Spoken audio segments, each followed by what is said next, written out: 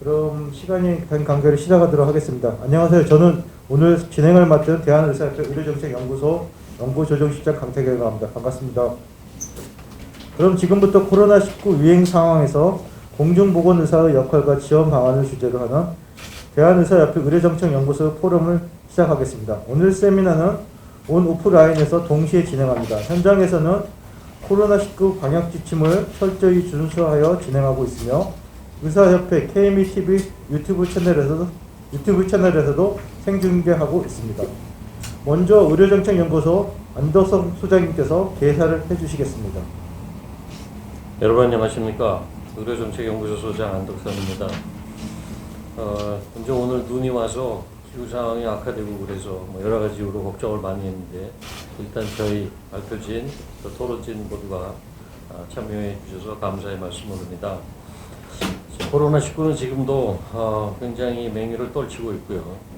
우리나라에서 아마 공중보건의사가 없었더라면 무슨 일이 벌어졌을까 생각만 해도 매우 끔찍합니다. 사실은 이들이 보여주는 활약상은 대구 사태를 맞이해서부터 현재까지도 매우 중요한 역할을 하고 있고요. 사실은 사회에서 이들에 대한 인지도가 생각보다 낮은 것 같고 원래 받아야 될 어떤 치아의 말씀과 대접도 덜한 것 같습니다.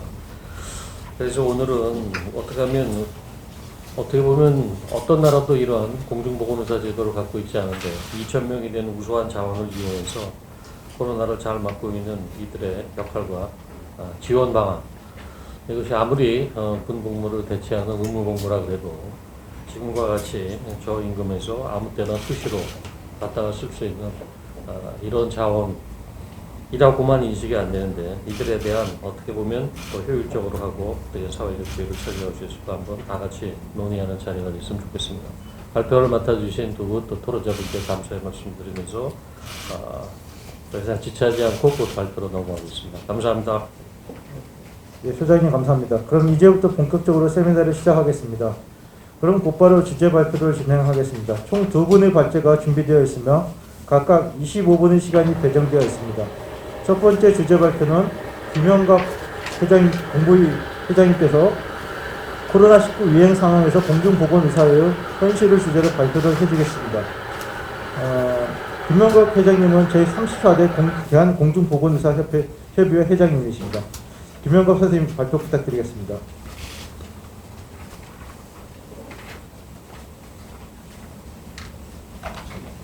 안녕하십니까. 대한공중보건의사협의회 회장 김형갑입니다. 저는 오늘 코로나19 유행 상황에서 공중보건의사의 현실과 현장의 문제점에 대해서 발제를 드리게 되었습니다. 저희가 코로나 대응이 본격적으로 시작된 게 2020년 1월 25일 설날 이후였는데 2년 동안 많은 고생을 해주신 모든 공중보건의사 선생님들께 감사와 위로의 말씀을 전달드리고 싶습니다. 공중보건 의사 제도는 1979년도에 시작이 되었습니다. 그때 농어촌 등 보건의료를 위한 특별조치법에 의거하여 저희 공중보건의사가 실제로 시행이 되었고 2020년 1971명의 공중보건의사가 근무하였고 2021년에는 1900명가량이 지금 근무하고 있습니다. 저희는 법률 취지상 보건의료의 취약지역의 주민 등에게 보건의료를 효율적으로 제공하고 국민의 보건을 향상시키는 것을 목적으로 하고 있습니다. 하지만 제정 당시에 이렇게 제정되었던 목적이 이제 시대가 변함에 따라서 변화가 필요한 시점에도 불구하고 40년간 계속해서 이어져 왔기 때문에 현실적으로 현대적인 신종 감염병의 출현이나 구감염병의 재출현, 그리고 만성 퇴행성 질환 관리 예방, 국민 건강 증진 제고와 같은 현대적인 보건의료적 어젠다에는 제대로 좀 대응을 하지 못하는 아쉬운 점이 많았습니다. 이런 문제점은 지금만 있었던 것이 아니라 2009년 신종플루, 2012년 사스, 2015년부터 2018년 메르스 대응에 있어도 동일한 문제가 지속적으로 반복되었으며 앞으로도 조금 계속해서 신종 감염병이 일어날 수 있기 때문에 제도적인 보완이 필요한 상황입니다. 실제로 당시에 발표되었던 기사들을 살펴보아도 2009년에 신종플루에서도 앞으로 일어날 예방접종과 관련하여 많은 문제점이 제기되는 것처럼 동일한 문제들이 계속해서 반복되고 있었고, 특히 그때에도 신종플루 대응 정책 과정에 있어서 공중보건의사가 현장의 전문가임에도 불구하고 정책의사 결정 과정에서 배제됨으로써 지역의 보건의료의 질을 높이지 못하고 이제 근무 의욕조차 낮추는 일들이 지속적으로 반복되어 왔습니다. 이뿐만 아니라 2015년 그 메르스 당시에는 이제 역학조사관 선생님들이 정말 많은 고생을 하셨는데, 그때 당시에도 뭔가 잡무를 계속해서 시킨다 혹은 장기화된 상황 속에서 저희 근무 환경에 대한 적절한 보상이나 그 대응 대책이 없다라는 이유로 많은 문제 기사가 발표된 적이 있습니다. 지금 보셔서 아시겠지만 2020년과 2021년에 기사로 발표됐던 것들이 사실 옛날에도 똑같이 반복되고 있음을 알 수 있습니다. 저희 공중보건의사 제도에는 지금 아까 처음에 말씀드렸던 것처럼 그 보건의료 취약제 주민들에 대한 대응이 법률 목적으로 되어 있으나, 이제 2012년과 같이 감염병 사태에 의해 파견 조항이 삽입되었고, 이 조항에는 파견을 갈 수 있다라는 것은 나와 있으나 그럼에도 불구하고 이제 파견을 간 사람들에게 적절한 대우나 혹은 그 지원 조치에 대한 법률 조항이 없었고, 이는 그 올해에도 계속된 문제로 나온 상황입니다. 저희 이제 그 2020년 코로나19 초기의 모습부터 조금씩 살펴보면서 지금 중기와 오늘날의 사정까지 왔을 때 어떤 문제점이 있는지 포괄적으로 한번 짚어보도록 하겠습니다. 작년 코로나19는 2020년 1월 25일 설날을 전후해서 시작이 되었습니다. 저도 실제로 설날이 끝나기 전에 보건소로 복귀를 해서 긴급회의를 시작했었고, 그 당시부터 각 지자체 지역에서 어떻게 선별진료소를 만들어야 하는지, 그리고 공중보건의사가 어떤 일을 해야 되는지에 대하여 다양한 의견들을 모으고 지침을 만들어서 국회, 보건복지부 등 관계부처에 의견 회신을 하였습니다. 그리고 이렇게 잘 준비된 상황 속에서 2020년 2월 20일에 대구 경북 코로나 집단 감염이 시작이 되었고, 이때부터 공중보건의사에게 파견 명령이 내려지기 시작했습니다. 실제로 매우 급박하게 파견 명령이 내려졌기 때문에 금요일 그 오후에 다음날 아침까지 오라는 그 파견 명령서가 내려오기도 했고, 이제 다음 날에는 그 파견 명령에 대해서 취소를 했다가 다시 재본복이 되는데 현장에 혼란은 많은 상황이었습니다. 그리고 2020년 3월 5일에는 거의 최초라고 할 수 있을 정도로 공중보건의사들이 훈련 없이 먼저 우선 배치되는 상황이 있었고, 이제 이들의 훈련소 문제나 이런 것들은 지금도 계속해서 잔류되어 있는 상황입니다.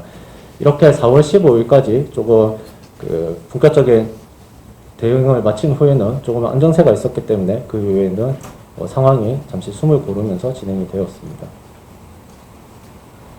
공중보건의사와 관련돼서 이제 문제점을 정리를 하자면 총 5가지 정도로 정리를 할 수 있습니다. 저희가 근무 환경과 관련된 문제, 교육과 관련된 문제, 수당과 관련된 문제, 그리고 의사결정 과정 속에서 있었던 문제, 그리고 인권 침해 문제가 있었고, 각 내용들을 기사로 좀 살펴보자면, 초창기에 공중보건의사들은 대구에 갔을 때 숙소가 없었다, 뭐 식비가 없었다 이런 문제가 며칠간 있었고, 그 다음에는 직무교육이 이제 하루만 이루어져서 실제로 현장에서는 레벨 D 숫자가 부족한 상황이었기 때문에 저도 직접 교육에 참여했지만 3명이 한 팀이 되고 한 팀에게 한 벌에 레벨 D가 주어지는 등 좀 교육상 문제가 있었습니다.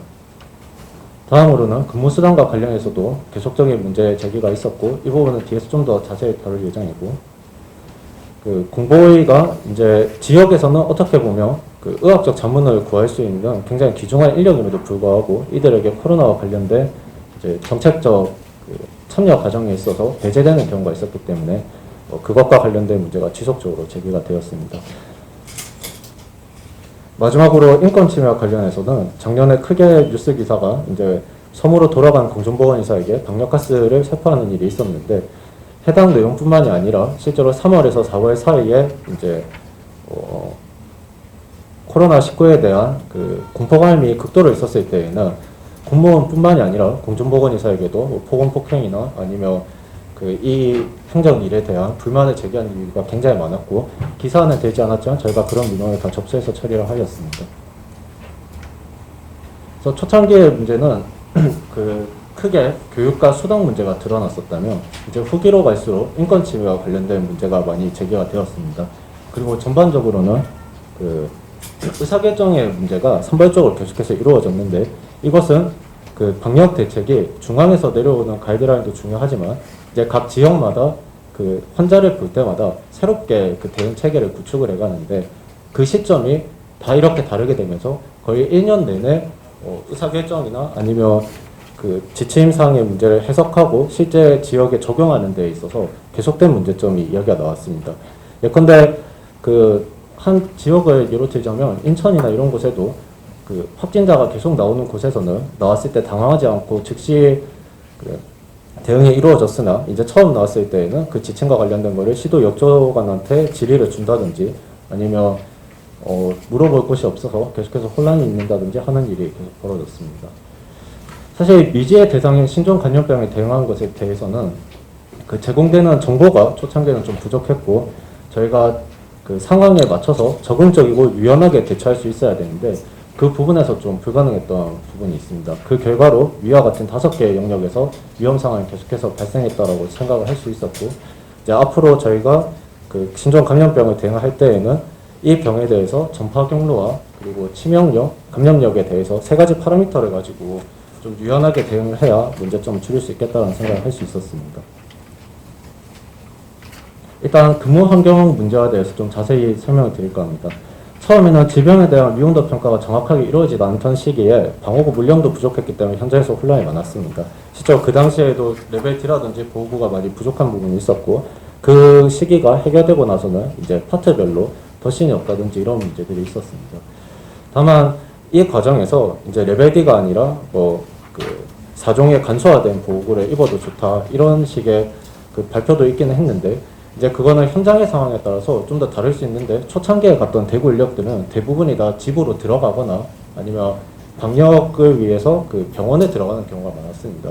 사실 그 인력들이 집으로 들어가는데 간소화된 보호구를 입고 갈 수는 없었기 때문에 저희가 끝까지 이런 건 레벨 D가 필요하다는 의견을 드렸고 앞으로도 뭔가 고령화된 지침보다는 좀 유연한 그 대처가 필요하다는 것을 알 수 있었고 특히 방역 소독 등과 관련해서는 그 근로자의 그 근로 환경 문제가 굉장히 심했습니다.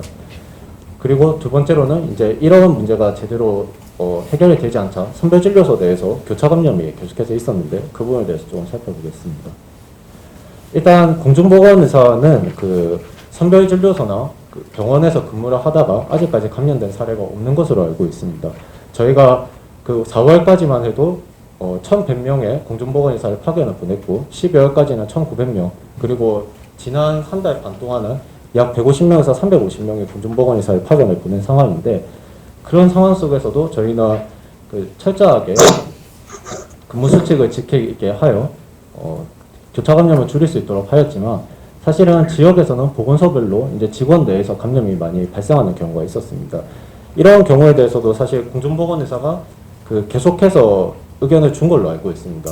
안속에 동선을 분리하거나 옷을 입을 때 특히 간소화된 경우에는 헤어캡이라든지 사용에 대해서 좀 철저하게 할 수 있도록 부탁을 드렸는데 이제 그런 부분에서 좀 문제가 있었기 때문에 교차 감염이 발생하지 않았나라는 것이 저희 생각이고 다음 장으로 주시면 이제 두 번째로는 방역이 6달까지 계속 길어지면서 안속에서 이렇게 분무 소독이라든지 다양한 그 소독을 진행했을 때에 이게 폐로 흡입을 해도 되는가에 대한 문제가 분명히 있었을 텐데 그 부분과 관련된 작업 환경 측면에 좀 평가가 부족했다고 생각했습니다. 그 보통은 이제 실험실 생물 안전 매뉴얼에는 그 연구소 등급에 따라서 어떤 보호구를 착용해야 되고 긴급 상황에는 어떤 조치를 취해야 되는지에 대한 매뉴얼이 정확히 있는 것에 비해서 저희 선별진료소라든지 이제 병원 내에서 근무하는 환경에서는 그 매뉴얼이나 지침이 부족했기 때문에 발생한 문제로 파악을 하고 있고 이런 부분을 좀 현장에서 챙겨줄 수 있어야 되는데 아쉬운 부분이 있었습니다. 다음으로 말씀드릴 거는 교육 문제입니다. 교육이 보통 투입 전에 8시간 정도 이루어졌었는데 내용이 이제 지식이나 스킬 혹은 실무적인 내용보다는 좀 이론적 내용에 많이 전달이 치중이 되어 있었습니다. 그것 때문에 현장으로 돌아가서 OJT를 통해서 이제 근무 교육이 되는 경우도 있었고 이제 OJT의 좀 중요성이나 이런 것이 간과되는 곳에서는 사실상 일을 하면서 배울 수밖에 없는 좀 위험한 상황이 많이 벌어졌습니다. 처음에 말씀드렸던 것처럼 교자재가 부족해서 이제 실습 착용 못했던 문제도 있었고 특히 그 선별진료소나 역학조사 같은 경우에는 행정적인 절차가 굉장히 많은데 공중보건의사에게 이런 행정 절차에 대한 부분 교육이 부족해서 발생하는 문제도 조금 있었습니다. 이에 대해서 이제 저희 협회에서도 문제점이 있는 거를 많이 판단을 하고 2월 20일 당시에 저희가 그 배포하였던 지침입니다. 이런 식으로 실무적인 내용에 이제 직접 선별진료소를 만들면 동성을 어떻게 분리해야 된다든지 이런 예시가 정확히 필요하다는 걸 인지하였고 이런 부분에 대해서 나갔고 다음 페이지를 주시면 이제 실제 현장에서 레벨 D를 입을 때 그 자주 발생할 수 있는 문제에 대해서 서술하는 영역을 준비할 수 있었습니다. 앞으로는 이런 부분에 대해서도 좀 교육이 필요할 것으로 생각하고, 특히 이제 그 옷을 벗고 난 이후에 후처리 과정이 중요한데, 이렇게 누락된 부분에 있어서도 그 저희 협회에서 드리는 의견이 좀 중요한 부분이 있었고, 이제 정부에서도 그 수용되는 부분이 일부 있기는 하였습니다. 다음은 수당 문제에 대해서 말씀드릴까 싶습니다. 공중보건의사의 수당 문제는 예전부터 지속적으로 문제가 되어왔던 측면이 있습니다. 특히 특수직 근무수당이나 위험 근무수당을 2016년 이후로도 계속해서 미지급된 사례를 지급될 수 있도록 협회 차원에서 많이 노력을 하고 있었는데, 이제 최근에는 지역에서 뭐 그 축제라든지 행사 혹은 태풍 같은 게 왔을 때 비상근무 등으로 실제 초과 근무가 발생하고 있으나 초과 근무 수당에 대해서 그 논의가 이루어진 적이 없기 때문에 정액분조차 지급되지 않는 사례가 계속해서 이어져 왔습니다. 이 상황에서 저희 수당을 정리를 해보면, 왼쪽에서 보는 것처럼 보건복지부에서 주는 분봉이 있고 지자체에서 지급하는 각종 수당들이 있는데, 지금 PPT를 보시는 것처럼 이야기가 굉장히 어려운 형태로 되어 있습니다. 근데 이 상황 속에서 저희가 코로나 대응에 대한 지침을 통해서 수당이 다시 들어온 상황이고, 이런 식으로 공문이 내려와서 이제 지자체에서 코로나 대응을 했을 때 어떻게 수당을 주는지에 대해서 내용이 내려왔습니다. 이거를 그림으로 다시 한번 정리해 보면, 이거는 파견과 관련된 그 부분이고, 이제 파견은 지자체하고 또 다른 식으로 내려왔습니다. 그림으로 정리하는 경우에는 이렇게 정리할 수 있는데, 이제 왼쪽과 같은 경우에는 중앙에서 주는 수당으로 이루어져 있고, 오른쪽은 그 지자체에서 주는 수당으로 되어 있습니다. 보시면 아시겠지만 안 그래도 복잡했던 수당이 더 복잡해졌기 때문에 현장에서 계속해서 문제가 발생해서 다음 장과 같이 정부에서도 정리를 한번 해줬습니다. 네, 이렇게 정리됐음에도 불구하고 계속해서 빈틈이 발생하였고, 이제 복잡한 수당 체계로 인해서 그 비용 절감이 지자체에서는 중요하다 보니까 수당 지급을 거부하거나 이제 마땅히 줘야 되는데 주장하지 못한 경우 못 받는 경우가 속출했습니다. 예를 들자면 지금은 시도간 파견과 그 지자체 내에서 근무했을 경우에만 그 공문상에 적혀 있었는데, 그렇다면 도내에서 파견하는 경우에는 어떤 문제가 발생할 것인가에 대해서 문제가 많았고, 이런 게 많이 발생한 시도가 경기도나 전라북도가 있었는데 분쟁이 계속 격화돼서 수당을 못 받는 경우도 꽤 있었습니다. 특히 경기도는 잘 해결이 된 편이지만 그 전라북도의 일부 지역에서는 이런 문제가 계속해서 상존했고, 그 기존의 그 보건소가 아니라 의료원이나 병원에서 근무하는 경우에 이제 지침상에서 빠져 있었기 때문에 실제 코로나 환자를 전담으로 주치의로 보고 있음에도 불구하고 그 영역에 포함되지 않는 경우도 있었고, 마지막으로는 이제 그 원래 질병관리본부나 아니면 그 중앙보건기관에서 근무하던 분들이 수당 체계에서 빠져 있었기 때문에 이분들은 2년 동안 24시간 동안 응콜을 하면서도 수당을 적절히 받지 못하는 일이 계속해서 발생했습니다. 그래서 지금도 계속해서 문제가 되는 것은 수당 관련 행정이 보완은 되고 있는데 이게 간결해지는 것이 아니라 점점 더 복잡해지는 상황 속에서 이제 자기가 챙기지 못하면 아예 못 받는 경우가 발생하고 있다는 것이 좀 문제점이라고 말씀드릴 수 있을 것 같습니다. 다음으로 이제 의사결정의 문제에 대해서 말씀을 드리면, 그 공중보건의사가 현재 임기적 공무원으로 그 저희가 부임을 하기 때문에 마땅한 직급이 없는 상황입니다. 그래서 사실 지역에 가면 보건지소장으로서 이제 읍면동 단위의 보건 사업을 이렇게 관리를 하는 경우도 많지만, 이와 같이 그 시도 단위의 문제가 발생했을 경우에는 보건소 내 조직에 들어가서 어떤 일을 해야 될지에 대해서 좀 불분명한 경우가 많습니다. 가령 팀장과 같은 급인지 혹은 아니면 계장님과 같은 급인지 이런 문제가 발생하는데, 그 속에서 이제 의견을 듣고 싶어도 이분들이 직급이 없다 보니까 공식적인 문서나 이런 걸 통해서 그 행정 공식화를 할 수가 없는 상황이고, 그러다 보니 그냥 이렇게 의견이 조금 잘 안 들어주거나 아니면 행정 편의 속에서 좀 처리가 되는 경우가 많았습니다. 특히 방역과 관한 전문적 의사결정에 있어서는 이제 무시되지 않고 진행되는 것이 중요했는데, 이 문제가 2년 동안 반복이 되었고, 그 최근에 있었던 문제에 있어서는 국민 전수조사와 관련해서 이제 일부 지자체에서 그 저희가 신속 환원 키트를 통한 전수조사를 이렇게 강제로 진행하려고 한 지역이 한 4군데 정도 있습니다. 근데 실제로 신속 환원 키트를 그 일반인을 대상으로 했을 때 정수조사 결과는 저희가 해석하는 데 있어서 어려움이 많기 때문에 이제 선별 진료소를 오히려 더 그 몇 군데 확충화하자는 의견이 대안이 될 수 있는데, 공중보건의사의 의견이 좀 잘 이렇게 수능이 되는 곳에서는 실제로 선별 진료소를 확충을 하고 그 지역에 좀 좋은 영향을 끼쳤던 거에 비해서 이제 전수조사가 억지로 강행된 곳은 결국은 국민분들도 다 안 오시기 때문에 그 20만 명을 목표로 잡았는데 2만 명만 온다든지 그런 식으로 돼서 실효성도 떨어지고 사실 현장 인력을 1년 동안 고생을 했는데 계속된 고생만 하고 하는 경우가 계속 발생했습니다. 마지막으로 인권 침해에 대한 문제에 대해서 꼭 한번 그 언급을 드리고 싶습니다. 공중보건의사가 직급도 없고 어떻게 보면 타지에 그 홀로 이렇게 가는 경우가 많습니다. 그래서 도와줄 사람이 없는 상황이기 때문에 뭐 폭언이나 폭행을 받았을 때 굉장히 불안감을 많이 호소하는 경우가 있는데, 올해 같은 경우에는 코로나19 대응을 하면서 그러면 안 되겠지만 이게 질병에 가장 가까이 있는 사람으로서 좀 처벌받거나 문제 제기를 받은 경우가 굉장히 많습니다. 근데 저희가 다음 페이지에 보시면 그 보건의료 인력 지원법에 따라서 이런 그 인권 침해 상황 문제가 발생했을 때 보건소장이 직접 나서서 그 가이드라인을 만들고 이 직원에 대한 적절한 사후 조치를 하게 되어 있으나 실제로 이 법이 아직까지 현장에 적용이 되지 않아서 1년 동안 공중보건의사가 문제가 발생하면 직접 대응을 했어야 됐고, 그 속에서 보건소와의 협의를 통해서 문제를 해결하는 과정이 반복이 되었습니다. 그래서 앞으로는 이런 이미 법률이 있는 만큼 인권 침해와 관련된 문제 역시 좀 조속히 해결이 필요하다고 말씀드릴 수 있을 것 같습니다. 저희가 오늘 말씀드린 문제점들은 그 1년 동안 있었던 문제점들 중에서 반복되거나 아니면 이거는 반드시 좀 해결이 필요하겠다라고 생각이 되어 의제로 제안을 드리기 위해서 이렇게 모으게 되었습니다.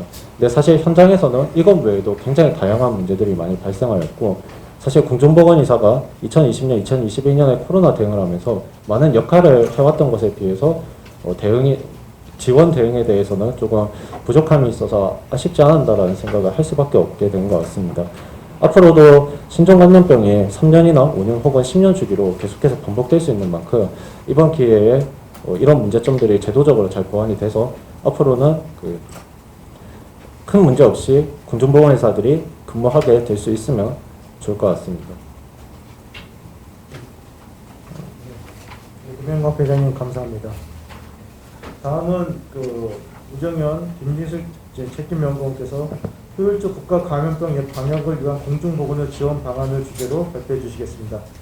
김진숙 선생님은 이화여자대학교 행정학 박사, 의료정책연구소 책임연구원으로 계십니다.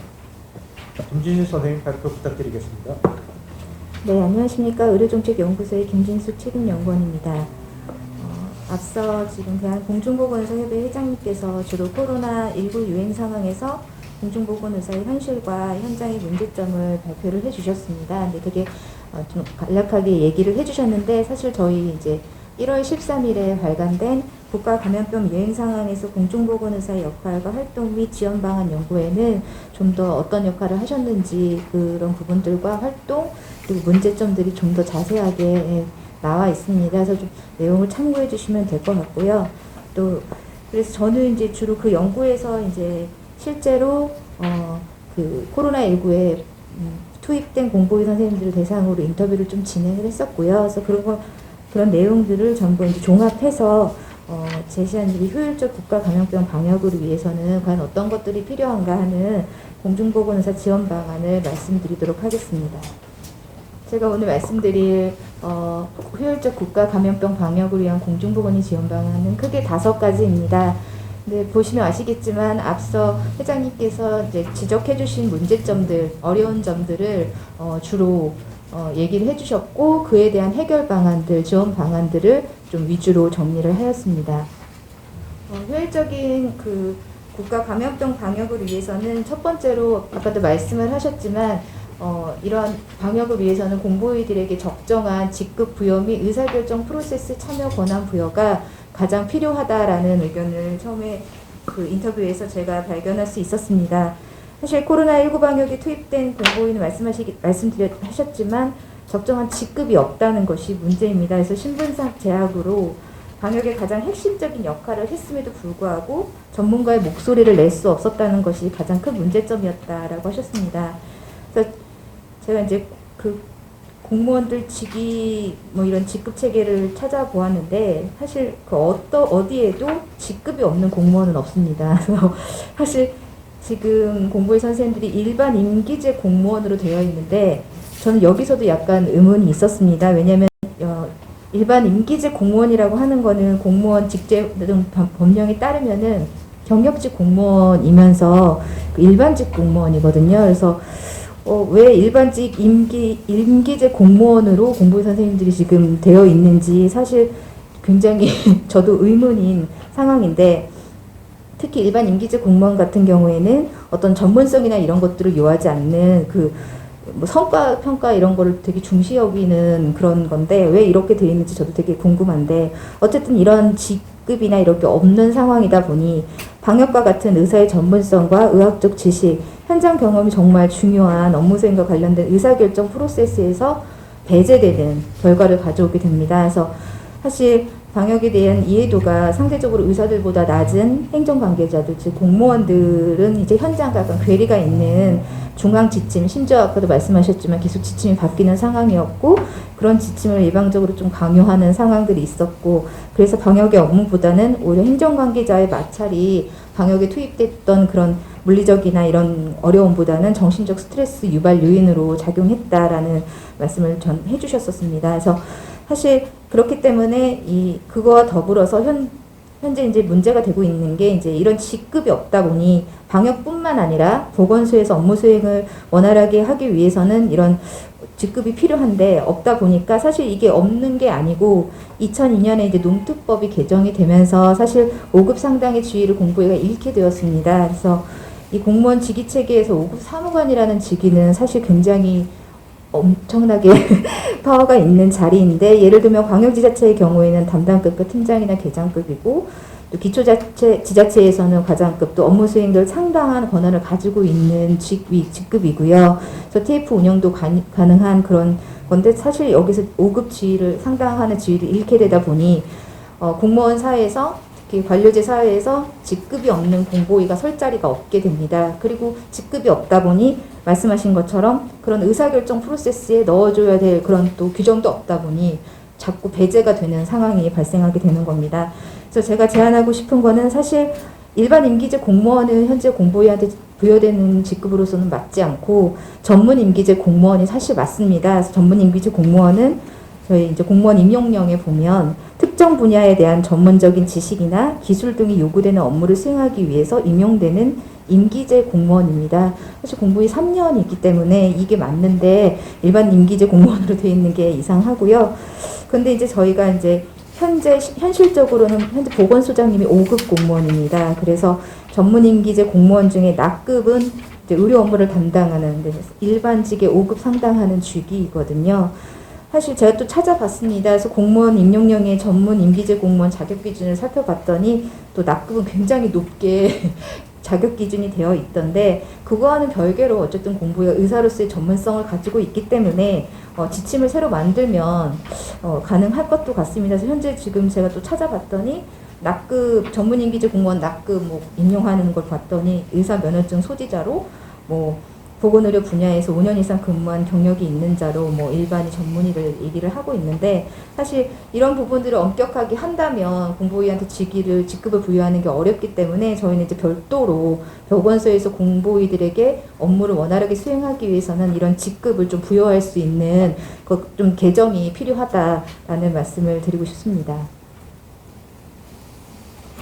두 번째는 앞서 계속 말씀을 해주셨지만 정당한 보상 및 그에 관한 규정이 명시되어 있지 않은 것들이 있기 때문에 이런 것들이 필요하다.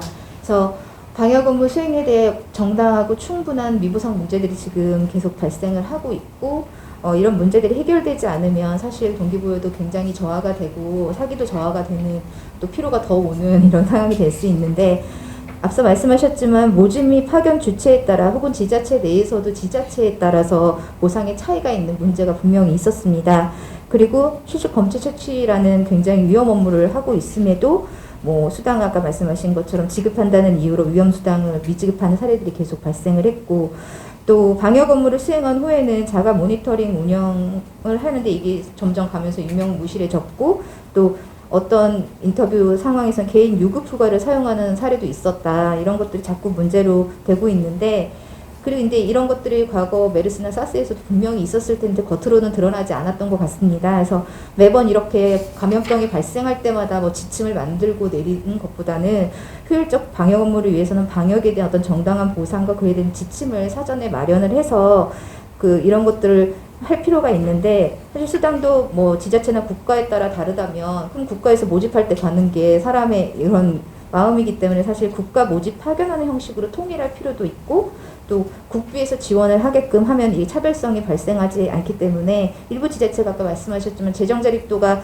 낮은 지자체들이 굉장히 많거든요. 그럴 경우에는 미고생하는 사례들이 계속 발생하게 되는 겁니다. 그리고 보상 수준도 제가 아무리 사례를 찾아봐도 메르스 때 얼마를 주었고 막 이런 공식적인 것들이 나와 있지 않는데, 아까 그 회장님께서 보여주신 표를 보면 메르스 지급 수준에서 뭐 물가 상승률을 고려해서 적정한 뭐 이렇게 했다라고 하는데, 사실 얼마 정도 했는지, 뭐 정말 물가 상승률은 고려를 했는지 이런 것들이 이제 전혀 없는 상태이기 때문에 일단 적정한 수준으로 인상을 할 필요가 있고요. 그리고 수당에 대한 지침을 실제로 마련을 해야 될 필요가 있습니다. 나중에 뭐 물가 상승률 고려해서 점점 뭐 인상을 하면 되는데, 근데 또 이게 문제가 되면 정형화가 됐을 때 불확실성이 사실 큰 감염병 방역 업무에 대해서 정당한 보상이 이루어질 수 없기 때문에 원칙은 명확하게 규정을 해놓되 감염병마다 다를 수 있기 때문에, 또 다양한 근무 조건, 예를 들면 다른 지역, 아까도 말씀하셨지만 다른 지역으로 파견이 된다거나 아니면 도내에서 뭐 파견된다거나, 그리고 뭐 이런 근무 조건에 따라 다르기 때문에 융통성 있게 할 수 있도록 그러한 지침들을 마련해 줄 필요가 있습니다. 그리고 세 번째는 적정한 교육이 필요하다는 것입니다. 제가 뭐 인터뷰도 했고 많은 뭐 사례들을 찾아보고 했는데, 코로나19 초기에는 사실 굉장히 급박했습니다. 대구 지역에서 엄청나게 폭발적으로 환자들이 발생을 했고, 그래서 이제 그때 투입된 기존 공보위들 경우에도 제대로 그 방역에 대한 교육을 받지 못하고 투입된 경우들이 많았다라는 내용이 있었고, 또 신규 공보위 같은 경우에는 초기 4시간 교육을 받고 바로 방역 현장에 투입이 되는 상황이었습니다. 근데 이게 문제가 뭐였냐면 4시간 그 교육을 할 때 예를 들면 레벨들을 입거나 아니면 방역 검체 채취를 하거나 하는 이런 것들이 앞에서 그냥 보여주면서 레벨들은 이렇게 입으면 됩니다.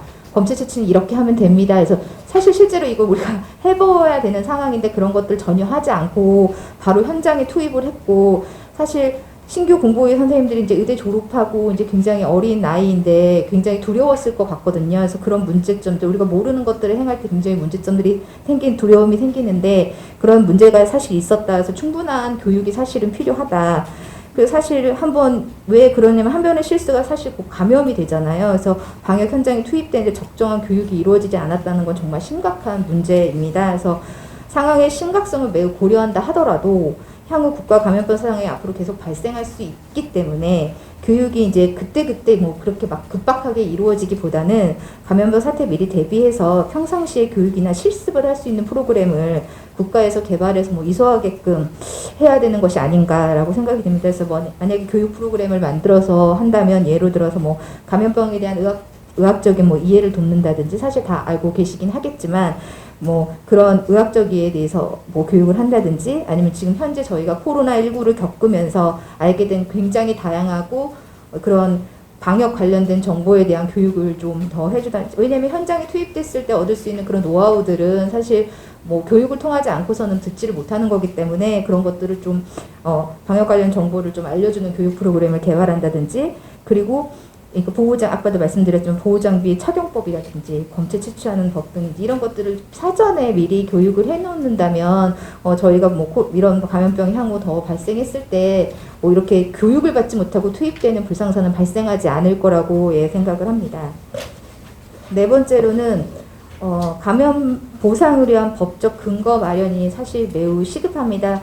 너무나도 다행스럽게 공보위 선생님들 중에서는 이제 감염된 사례는 사실 없었다고 말씀을 해주셨습니다. 그래서 사실 그것도 사실이지만 그건 다행인 일인데, 사실 실제로 투입된 공보위 선생님들이 감염되었을 때 그와 관련된 어떤 지금 지침에는 예우 차원에서 파견받은 기관에 관리하에 완치할 수 있도록 노력한다라고만 되어 있지 실제로 어떻게 보상을 받는지 어떻게 되어 있는지 지원 방안이 구체적으로 나와 있지는 않습니다. 제가 과거에 이제 신종플루 사태에서 사례를 한번 찾아봤는데 업무를 계속 수행을 하다가 사실 신종플루는 더 심했던 상황이지만 급성 뇌수막염으로 인지장애 판정을 받은 공보위가 있었습니다. 그래서 국가 상대로 손해배상을 했는데 기각된 사례인데요. 법원이 이제 기각한 이유에 대해서 공보위가 이제 의사 그때 치과 의사셨지만 공보위가 의사인데 스스로 입원 진료를 선택할 수 있었는데 왜 하지 않았냐 그런 이유로 국가 책임이 없다라고 판단을 해서 기각한 사례가 있었습니다. 근데 이 문제는 현재에도 감염된 공보위들이 보상받을 수 있는 방법이 별로 없다는 겁니다. 지금 공무상 재해와 민사소송이라고 하는데 제가 이제 공무원 재해보상법을 살펴보았는데 공무상 재해에 이 감염병이 해당되는지에 대한 판단 근거 사실 불충분한 상태입니다. 또 사례를 찾아보았더니 이제 뭐 의사에 대한 사례는 아니지만 어떤 주사기를 통해서 이제 찔린 보건소 간호사가 그 공무상 재외로 인정을 못 받은 사례가 있었습니다. 그래서 이제 공무상 요양 불승인 처분 취소 청구 소송을 했어요.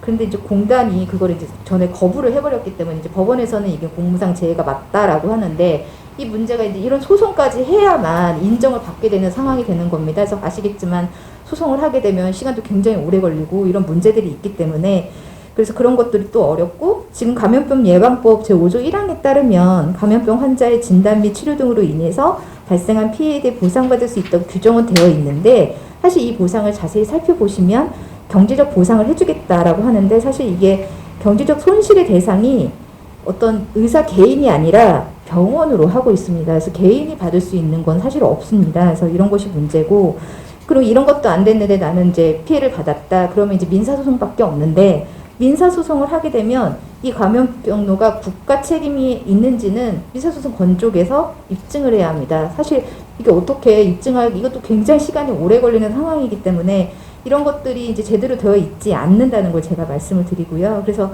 실제로 감염이 되었을 때 보상에 대한 어떤 별도의 규정을 지침을 포함해서 만든다든지 해서 감염의 위험에 대한 지원책 마련이 굉장히 필요한 상황입니다. 그래서 현재 만약에 제가 이제 찾아봤지만 아직까지 제가 공무원이 감염된 사례도 있었지만 그들이 어떻게 보상을 받았는지는 지금 나와 있지는 않는데 해주겠다고는 말은 되어 있지만 나와 있지는 않습니다. 그래서 현재 규정으로 제가 살펴보면 지금 공중보건의사 제도 운영 지침에 따르면 병가 30일 미만의 범위 내에서 이제 지금 가능하게 되어 있거든요. 근데 사실 코로나가 뭐 지금 치료하는 상황에 따라서 한 달이든 두 달이든 여러 달 갈 수도 있고 후유증이 있을 수도 있는데 어쨌든 이 병가 30일 내에서 처리되는 건 사실 현실로 맞지 않고 공무상 질병의 범위 내에 들어가는 것이 맞거든요. 그래서 공무상 질병으로 인정받았을 때는 6개월까지 저희가 이제 병가를 받을 수 있기 때문에 코로나19와 같은 국가 감염병을 이 공무상 질병의 범위에 포함시켜야 한다고 저는 지금 말씀을 드리는 거고요. 그래서 사실 이게 특수요양급여 비용에도 산정이 되게끔 해야 되는데 또 이건 인사혁신처 담당이라서 왜냐면 이제 공무원이시잖아요. 그래서 이런 문제들이 보건복지부든 인사혁신처든 지금 또 현재 급여는 또 군인 신분으로 받고 계시잖아요. 굉장히 어디서 이렇게 컨트롤 타워 같은 게 없이 다 사방에서 이렇게 규정에 뭐 정리되어 있지 않기 때문에 차라리 공중보건의사 제도 운영 지침에 이런 것들을 다 넣어준다면 오히려 이런 것들을 할 때 좀 더 유연하게 할 수 있지 않나 하는 의견을 또 드립니다. 그리고 마지막으로 이제 정신건강 지원에 대해서 말씀을 드리고 싶은데요. 사실 그 방역 과정에서 많은 인터뷰들을 좀 했을 때 공보위들이 굉장히 이제 초반에 투입됐을 때 두려움 그리고 이게 지금 한두 달로 끝나는 게 아니라 지금 1년이 됐죠. 그래서 그 소진, 뭐 번아웃 이런 것들이 계속 오고 있고 우울증이 오고 있습니다. 그리고 상대적인 박탈감 문제도 제 보고서에는 넣어 있는데 의과 공보위들이 모두 투입됐음에도 불구하고 한의사나 이제 치과 공보위들은 투입되지 않아서 상대적으로 그런 문제점들도 좀 상대적인 박탈감을 일으켰다라는 것도 있었고요. 그리고 정신적인 스트레스는 참 말로 할 수 없을 정도로 높았고 아까도 마지막으로 지적해 주셨지만 인권 침해 문제들이 굉장히 많이 있었습니다. 그래서 다양한 정신적 건강에 사실 위협을 받고 있습니다. 그래서 최근에 저희들도 이제 정신적인 건강에 대해서 굉장히 그 관심을 갖고 있고 사실 지금 현재 저 연구소에서 이제 외주하고 있는 코로나19에 투입된 공보위에 대한 정신건강 연구를 진행을 하고 있는데 아직 완벽하게 지금 뭐 결론이 난 건 아니지만 연구 분석 결과에 따르면 지금 정신적인 스트레스를 분명히 받고 있다라는 결과를 지금 나오고 있는 걸로 알고 있는데요. 사실 이제 문제는 사람들이 이제 물리적인 거나 감염에 대한 그런 정신적인 감염에 대한 뭐 보상은 뭐 돈으로도 해줄 수 있고 해줄 수 있겠지만 정신적 건강에 대해서는 사람들이 의사는 이렇게 뭐 완벽하고 뭐 철벽을 사고 있는 걸로 생각을 하고 있는 것 같아요. 근데 사실 의사들도 정신적 건강은 굉장히 어려운 문제에 처해 있습니다. 그래서 국가 차원의 지원이 이루어져야 되는데 특히 공보위는 국가에서 관리를 하는데 국가 차원의 지원이 거의 이루어지지 않고 있습니다. 그래서 제가 또 열심히 찾아봤더니 일부 이러한 정신 건강에 대해서 운영하겠다고 했던 프로그램들이 몇 개 있었는데 그런 것들 사실 유명무실한 상태였고 또 대상이 공보위는 아니었습니다. 그래서 이런 프로그램이 있으면 뭐 하는지 이제 공보위들은 그런 게 없는데 그래서 현장에 투입된 이런 공보위들의 정신적 건강을 위한 프로그램을 좀 개발을 해서 국가가 제공을 하거나 아니면 그것이 어렵다면 민간 의료기관을 이제 공보위들이 갔을 때 이용했을 때 국가가 이런 것들을 지원해 준다든지 이런 것들도 모두 필요한 상황이고요. 그리고 공무상 아까 말씀드렸지만 감염뿐만 아니라 이런 정신적 건강의 문제도 공무상 질병과 특수요양급여 비용 산정 기준에 모두 이제 코로나19와 같은 뭐 감염병 방역에 투입된 이런 공보위의 정신적 건강 이상에 대한 부분도 다 포함을 해서 지원을 해주는 방안들을 마련해 줘야만 정신적 건강에 대한 것들을 저희가 이제 제대로 지원받을 수 있다고 저는 생각을 합니다. 이제 제가 지금까지 말씀드린 거는 이제 이 5가지 방안이고요. 사실 제가 오늘 발표를 하면서 이 토론회를 준비를 하면서 더 뭐 원했던 거는 이제 토론해 주시겠지만 좀 더 저희가 연구자로서 그리고 현장에 계신 분들의 의견을 다 반영해서 좀 더 이제 이런 것들을 이제 국가에 요청을 하고 요구를 해야 되는 상황이기 때문에 이 패널 토론에서 좀 더 많은 의견이나 이거를 주시면 저희가 이제 연구 다시 진행할 때 더 큰 도움이 될 거라고 생각을 합니다. 네, 발표는 여기까지 마치겠습니다. 그럼 지금부터 이제 패널 토론을 시작하도록 하겠습니다. 패널 토론을 좌장을 맡아주실 안덕선 의료정책연구소 소장님을 자리로 모시겠습니다. 안덕선 소장님께서는 고려대학교 의과대학 교수, 한국의학교육평가원장, 서태평양의학교육협회장 등을 역임하시고 현재 고려대학교 의과대학 명예교수, 세계의학교육연합회 부회장, 대한의사협회 의료정책연구소 소장으로 재직하고 계십니다. 이제 마이크를 좌장이신 안덕선 소장님께 넘기도록 하겠습니다. 예, 감사합니다. 안경희 실장님. 두 분의 주제 발표를 잘 들었습니다. 그리고 공중보건의사들이 굉장히 힘든 환경에서 일을 많이 했음에도 불구하고 여러 가지 우리 사회의 어떤 미성숙상을 보여줘서 이들을 이렇게는 볼 수 없을 것 같고요. 뭔가는 좀 개선 방안이 나와야 될 것 같습니다. 우선 이 두 분의 주제 발표에 관해서 네 분의 토론자를 모셨는데 오늘 안타깝게도 중앙일보 이태훈 기자께서는 긴급 무슨 백신 관련 뭐 브리핑이 있어서 글로 가셨다고 합니다. 그래서 죄송하다는 말씀을 전해달라고 하셨습니다. 그 외에 세 분의 토론자를 모셨고요. 두 분은 현 대한의사협회 이사이십니다. 송명재 대외협력 이사님과 변영구 보험이사님이시고 한 분은 현재 대한공중보건의사협회 부회장으로 근무하고 계십니다. 그래서 각 토론자에 대한 소개는 한 분씩 토론하기 직전에 제가 해드리겠습니다. 그래서 우선 먼저 송명재 이사님을 소개해 올리겠습니다. 송명재 이사님은 가톨릭 관동대 의대를 졸업하시고 현재 응급의학과 전문의시고 18대, 19대 2대에 걸쳐서 대한전공의협의회 회장을 역임하셨습니다. 그리고 이제 32대 대한공중보건의사협회 회장을 역임하셨고 현재는 관동대에서 국제성모병원 응급의학과 교수로 재직 중이며 대한의사협회에서 대외협력이사로 봉사하고 계십니다. 그리고 가장 최근에 일주일은 넘었나요? 얼마 전에 결혼식을 올리셔서 지금 신혼 기간임에도 불구하고 토론에 나와주셨습니다. 그럼 송명재 이사님께 먼저 토론을 부탁드립니다. 예, 그 첫 번째 토론을 하게 된 대한의사협회 대의협력에서 송명재입니다. 그 토론에 대해서 말씀드리기 전에 저기 대한공중보건의사협회 회장이신 김영갑 회장님과 의료정책연구소의 책임연구원이신 김진숙 연구원님의 발표를 너무 감명 깊게 들었다고 먼저 말씀을 드리겠습니다. 사실 그 발표를 보고 나서 굉장히 마음이 무거웠었습니다. 왜냐하면 저는 이제 공중보건의사협의회 회장을 역임을 했는데 제가 있을 때, 그러니까 제가 1년 전 정도 전에 공중보건의사를 했었고 코로나 이것 때문에 이제 대구에도 갔던 적이 있었었는데 그것 때문에 이 토론에 부르신 것 같습니다. 근데 이제 그때의 상황과 지금의 상황이 달라진 게 많이 있느냐? 물론 개선된 부분도 있지만 우리 현실에 있는 공중보건의사 선생님들이 느끼기에는 턱없이 부족하다. 그 다음에 개선점이 이렇게도 또 많구나 해서 굉장히 마음이 좀 무거웠습니다. 그래서 그거에 대해서 약간 좀 송구스러운 마음이 좀 있어서 먼저 말씀을 드렸고요. 제가 그 발표를 듣고 나서와 제가 공중보건의사를 할 때 경험했던 거를 생각하면 공중보건의사의 가장 큰 문제는 지금 신분의 문제라고 저는 여겼습니다. 문제가 신분은 국가공무원인데 소속은 지자체 소속이고 그 다음에 배치된 의료기관 소속이고 교정시설 그런 데 소속이다 보니까 굉장히 직위가 자기 마음대로 했다. 예를 들면 지소장부터 그냥 진료의사, 어떤 병원의 과장, 그 다음에 교정시설의 그냥 의료진 이런 직위가 주먹구구식인 거죠. 그래서 그것 때문에 좀 혼선이 좀 있습니다. 그래서 급여체계 관리, 본봉은 아까 우리 김영갑 회장님께서 말씀해 주신 것처럼 국가에서 지급을 하는데 나머지 수당체계가 너무 복잡해가지고 공중보건의사를 하고 있는, 현직에 하고 있는 당사자도 이 수당은 어디서 받는 거지 하는 혼란이 생길 정도로 굉장히 복잡한 부분이 좀 있습니다. 이 부분들은 제가 좀 시급히 해결이 될 문제라고 저는 생각을 합니다.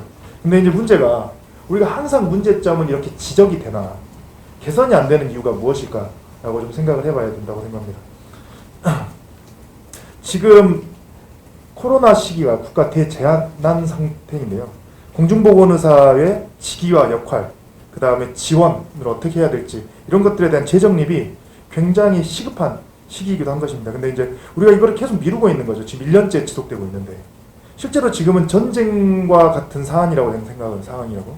근데 우리가 전쟁할 때 병사들의 사기를 진작시키기 위해서 막 두서를 생각하고 행정을 생각하고 하진 않지 않습니까? 어떠한 상황이 있더라도 일단은 첫 번째 우선순위가 공중보건의사의 사기 진작이라는 측면에서 여겨진다면 이 부분들도 금방 해결이 될 수 있다고 저는 생각을 합니다. 그래서 공중보건의사들에 대해서 신분의 문제를 반드시 재정립을 해야 되고 직위와 역할의 문제를 반드시 이번 기회에 재정립을 해야 된다라고 저는 생각을 하고요. 사실 일선에 있는 공중보건의사 선생님들이 느끼기에 저도 과거에 경험을 했습니다만 그리고 지금도 공중보건의사를 하고 있는 제 친구들이 많이 있습니다. 근데 이제 대화를 하다 보면 제가 이번 토론회를 또 나오기 전에 몇 가지 전화를 좀 해보고 하면 공무원이라고 해가지고 단순히 굉장히 희생을 강요한다고 합니다. 근데 이제 공중보건의사는 공무원이기도 하지만 이런 아까 말했다시피 국가보건의료체계에 굉장히 필수적인 코로나 시대 때는 더더욱 필수적인 지금 굉장히 큰 전쟁 중에 있기 때문에 인력이기 때문에 그분들한테 대놓고 희생을 강요하게 되면 사기가 떨어지게 됩니다. 저는 희생을 이렇게 강요하는 사회는 굉장히 건강한 사회가 아니라고 생각을 하거든요. 이 희생보다는 사기 진작도 해주고 적절한 대우, 지원, 그 다음에 응원이 필요한 시기가 아닌가 생각을 합니다. 그런 측면에서 이번 기회가 반드시 공중보건의사의 지금 역할과 현행 신분의 문제점을 개선할 수 있는 절호의 기회이기 때문에 제가 지금 대한의사협회 대외협력이사를 하고 있습니다. 국회 담당을 하고 있는데 저희가 입법과제가 있다면 협의회와 상의해서 반드시 이번 기회에 관철시킬 수 있도록 최선의 노력을 다하겠습니다. 이상입니다. 감사합니다. 지금 국회를 자주 들락날락 하시기 때문에 송명재 이사를 믿으면 향후 무슨 일이 좀 일어날 것 같습니다. 다음은 변영규 이사님을 모시겠습니다. 변영규 이사님은 고려대학교 의과대학을 졸업하시고 가정의학 전문의시고 현재 대한의사협회 보험이사이십니다. 변 이사님 부탁드립니다. 안녕하십니까. 방금 소개받은 보험이사 변영규입니다. 제가 어찌하다가 이게 저희 지금 의협 아래 공중보건의료지원단 공중자가 들어가 있어요. 그리고 그 아래 의협 재난의료 지원팀을 업무를 맡게 됐는데 제가 이 일을 하면서 저는 상당히 즐겁게 시작을 했거든요. 지금도 마찬가지로 즐겁습니다. 뭐 어디 병원에서 그 의사 인력을 요청이 오면 저는 바로 달려가거든요. 그쪽의 상황이 어떤지, 뭐 요양병원에 불러오면 요양병원의 상황이 어떤지, 동선이 분리되어 있는지 이런 걸 쭉 보면서 이제 여기는 의사 인력이 가도 되겠구나 라고 해서 이제 저희가 먼저 확인을 하고 이제 보내드리는데 안전이 확인되는 걸 하고 저희가 딱 한 군데 안 보내드렸어요, 사실. 어떤 병원을 갔더니 동선 분리가 전혀 안 돼 있고 굉장히 위험한 상황일 것 같더라고요. 그래서 저희가 그냥 조용히 나왔어요. 그리고 조용히 있었어요. 거기에 공보의 선생님이 계시더라고요. 좀 안타깝다는 생각이 들더라고요. 공보의 선생님이 가셔가지고 좀 1층 방호복을 입고 1층을 좀 왔다 갔다 하시고 뭐 그런 상황이 있어가지고 저분도 우리 공보의 뭐 의사 인력일 텐데 힘들게 지내고 계시는구나. 그런 생각이 이제 들면서 저희가 이제 업무를 하고 있는데 저희가 이제 지원단을 시작하면서 이렇게 의사 인력을 배치를 하면서 저희가 이제 프로세스가 어디서 요청이 들어오면 저희가 가서 한번 확인을 하고 저희가 전체 처음에 지원단으로 보내가 좀 모집이 안 되니까 전체 회원 문자를 보내거든요. 그러면 이제 요청이 거의 세도를 해요. 사실 장기로 근무를 하는 사람도 원한다고 하면 그래도 연락이 저희는 사실 생각에 의사가 어디 딴 데 소속이 안 돼 있는 분이 있을까라고 했는데 그래도 장기로 하신다는 분이 나오시더라고요. 거기에는 공보의 전공의도 꽤 계세요. 저희는 나중에 이제 제가 한 명 한 명한테 전화하면서 그때서야 알게 돼요. 이분이 공보이구나, 전공이나. 초반에는 저희가 그 인력에 대해서 민간 인력인지 공공 인력인지 사실 구분을 안 하고 모집을 하다가 나중에 이제 중수본에서 공공 인력은 안 된다. 그럼 공공 인력은 누구냐 그랬더니 이제 대표님이 군의관 공보이더라고요.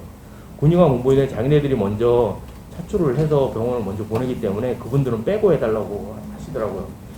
그리고 왜 그러지? 그러고 생각을 해보니까 나중에 이제 지침해 보니까 이제 수당 부분도 틀리고 뭐 그쪽에서 먼저 운영을 하겠다고 하는 부분이 있어가지고 저희가 이제 결국에는 이제 공보위는 저희가 제외시키고 하는데 이 앞에서 발제하신 분들 두 분 얘기가 다 맞는 얘기예요, 사실. 다 맞는 얘기고 수당 부분을 저희가 관여할 수도 없지만 저희가 또 건의를 했거든요. 이게 의사 인력의 제일 그 지원의 큰 문제가 이게 수당 부분이 어느 직역도 마찬가지예요, 지금. 이 우리나라 현재 시점의 문제는 지금 직역 간에 어디든 누군가의 지금 다툼이 계속 발생하고 있어요. 처음엔 뭐 예를 들어서 뭐 주택임대차 3법이 들어가면서 임대인하고 임차인하고 싸우고 있고 상가임대차 들어가니까 이제 거기에 상가에 들어가는 또 임대인 임차인이 또 싸우게 되고 여기도 마찬가지예요. 오히려 직역 간에 현재 근무하고 있는 병원의 선생님들하고 파견 나온 인력하고 또 이제 다툼이 발생하고 있어요, 사실. 지금 오늘 또 연락 온 데는 저희 의사 선생님 민간 인력이라 표현되는 그 선생님을 했더니 거기도 공보위가 계시는데 공보위 선생님도 열심히 하시는데 그냥 이제 그 민간 의사가 보기에는 공보위 선생님은 이제 한탄을 하신다는 거예요. 나는 수당도 안 돼 똑같은 업무를 하면서 정말로 민간 의사 선생님은 좀 많이 받으시고 이러니까 좀 사실 하기 싫다라는 이제 표현도 하시면서 이게 그러니까 서로의 이제 다툼이 이제 생길 수 있는 부분이 생기는 거예요.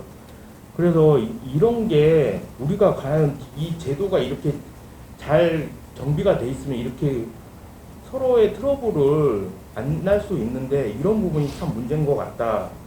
그러니까 이런 부분을 수당도 사실 그 가급적 맞출 수 있게 해야 되지 않을까라는 좀 생각이 들고요. 그리고 저희가 실무적으로 좀 하다 보니까 실제로 아까 그 보상 문제에 대해서 감염이 됐을 때 보상 문제에 대해서 실제로는 뭐 공무원 재해법 뭐 해서 좀 근거 규정 미흡하기도 하지만 많은 부분이 어떻게 보면은 갖춰져 있을 수도 있어요. 저희도 찾아보니까 뭐 근거 규정 조금씩 있더라고요, 다. 그런데 실제로 움직이지를 않아요. 처음에 저희가 민간 인력도 마찬가지고 어떤 분이 이제 망막박리가 생겨가지고 그거를 좀 뭐 어떻게 보상을 좀 해달라. 보상을 바라는 게 아니고 사실 처리를 좀 빨리 해달라는 거였거든요. 산재 규정도 있거든요. 산재 처리, 그 산재 보험도 다 들어있고. 그런데 그 처리 절차를 밟지는 않는 거예요. 이거 했다가 괜히 내가 책임 소재가 되지 않을까. 우리가 원하는 거는 근로복지공단에 접수라도 먼저 해달라. 그 접수 절차까지도 가기가 너무 어렵더라고요. 공무원들의 특수한 그 신분 때문에 그런지 책임의 소재에 굉장히 민감하더라고요. 그런 부분이 해결되지 않는 이상 이 공무원 단순한 그 환자한테 뭐 맞았다 이런 것부터 시작을 해가지고 어느 누구도 처음에 저희한테 지원할 때는 진짜 모든 걸 뭐 다 내줄 듯이 좀 도와만 주시면 저희가 다 해결을 했지만 실제로 수당 지급부터 시작을 해가지고 실제로 딱 들어가게 되면은 너무 늦어져요. 지금 2달 거의 저희가 지원한 지 2달이 됐는데 아직도 지급이 안 된 데가 한 80% 이상이에요. 본인들 그 급여가 한 달 뒤에 적어도 안 나오면은 굉장히 난리칠 거예요, 사실. 근데 우리는 열심히 도와줬는데 안 나오는 부분. 이런 부분도 시작해가지고 공무원들이 오늘도 연락을 했지만 시청에 업장에 자기네는 받은 거 없다, 자료를. 받은 거 없으면 당연히 요청을 해가지고 받아야 되는데 가만히 계시더라고요. 올라올 때까지. 아, 참 문제구나, 이게. 그래서 이게 공무원들의 뭐 공보위 선생님들을 도와주려면 이런 보상 체계에 대해서 좀 행정부나 이런 데서 좀 적극적으로 좀 움직여줘야 되겠다. 이런 게 좀 필요하지 않을까라는 생각이 들고요. 이런 부분이 좀 개선이 돼야지 공보위 선생님 수당 부분, 감면 부분에 대해서 행정적인 처리 절차가 좀 빨라졌으면 하는 게, 빨라져야 되는 게 아무래도 공보위 선생님들을 좀 도와주는 부분이 아닐까 하는 생각이 듭니다. 이상입니다. 예, 감사드립니다. 이게 나라 안에 이런 어떤 제도가 존재는 하는 것 같은데 어떤 그 행정 체계상의 문제가 분명히 있어 보입니다. 공무원의 그 근무 문화 환경 자체가 있음에도 불구하고 이런 것들을 자꾸만 지연시키는 그러한 일이 되는 게 참 놀랍습니다. 일단 뭐 토론 들어보시고 그 다음 마지막 토론자 우리 최대진 선생님은 서울대학교 의전원을 졸업하시고 중앙배치기관 공중보건의사협회 대표를 지냈고 현재 서울구치소 공중보건의사로서 근무하시고 대한공중보건의사협회 부회장이십니다. 최세진 부회장님 모시겠습니다. 네, 대한공중보건의사협의회 부회장님 최세진입니다. 일단 두 분 발표해 주신 거 잘 들었습니다. 그리고 앞에 토론자분들께서도 말씀해 주신 것 정말 적극 공감하는 내용들입니다. 저도 개인적으로 지금 공중보건의사가 가지는 가장 큰 문제 중에 하나가 바로 그 지위 문제라고 생각합니다. 그런 의미에서 단순 지위를 어떻게 할 거냐라기보다도 공중보건의사가 어떤 역할을 이곳에서 하고 있는가에 대한 많은 정말 근본적인 인식이 많이 변화해야 된다고 생각하는데요. 현재 지금 화면에서 보이는 것처럼 공중보건의사의 역할은 기본적으로 단순 군복무하는 사람이다 라는 인식이 강합니다. 딱히 정말 의사인가? 라는 생각이 들 정도로 의사로서의 전문성도 많이 보장받지 못하고 있고, 그런 면에서 사실 이제 공중보건의사에 대한 인식이 단순 3년간의 군복무에서 공중보건 전문가라는 인식으로 변화해야 되지 않나 라는 말을 좀 드리고 싶었고요. 앞에서 많은 분들이 문제점을 지적해 주셨기 때문에 저는 그래도 좀 희망찬 얘기를 그래도 앞에 말씀해 주신 문제들이 해결된다면은 정말 어마어마한 역량과 가능성이 있는 그룹이 공중보건의사다. 특히 공중보건 전문가로서 그 얘기를 좀 말씀드리고 싶습니다. 특히 공중보건의사들은 여기 그 화면에 나와 있지만 현장 전문가입니다. 앞에서 많은 분들이 말씀해 주셨듯이 정말 필드에서 뛰는 사람들이고요. 저희가 흔히 말하는 5급 사무관들, 원래 5급 사무관 대우를 했다고 하는데 5급 사무관하고는 또 전혀 다른 정말 밑바닥에까지 닿는 현장 전문가입니다. 지금 또 최근에 많은 공중보건의사들은 이제 이거는 이제 추가적으로 좀 더 얘기 드리긴 하겠지만 데이터 분석 능력도 가지고 있고 또한 의학 지식도 가지고 있습니다. 그리고 이 세 가지를 다 갖출 수 있는, 아직은 좀 부족할 수 있어도 이 세 가지를 지원을 통해서 갖출 수 있는 가능성이 있는 공중보건 전문가로서 결국은 근거 기반의 공중보건 정책을 기한하고 그걸 시행할 수 있는 역할이 바로 공중보건의사라고 생각하고요. 그런 면에서 제가 근거 자료들을 좀 준비해봤습니다. 근거 자료로 하면 결국 공중보건의사들이 출판한 연구 논문들입니다. 이건 아마 제가 정말 그냥 아름아름 모은 것밖에 안 돼서 전체 다 모은다면은 이거보다 훨씬 많을 거라 생각하고 앞으로도 출간이 예정된 논문들이 많이 있습니다. 먼저 생활치료센터에서 연구하신 그 논문이고요. 네, 검역소에서 특별히 검역소에서 들어오는 환자들의 그 특징을, 증상과 특징을 정리한 논문입니다. SCI급 위주로 정리했습니다.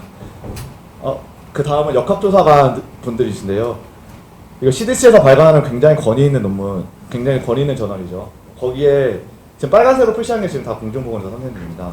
저희 흔히 굵직굵직한 언론에 보도되던 사건들에 대한 논문들입니다. 콜센터, 코로나 바이러스에 대한 논문. 이거 같은 경우는 이제 그 격리를 풀기 전에 그 코로나 검사를 해야 된다라고 주장하는 논문. 그리고 요양기관 너싱 퍼시리티에서의 코로나 상황에 대한 논문.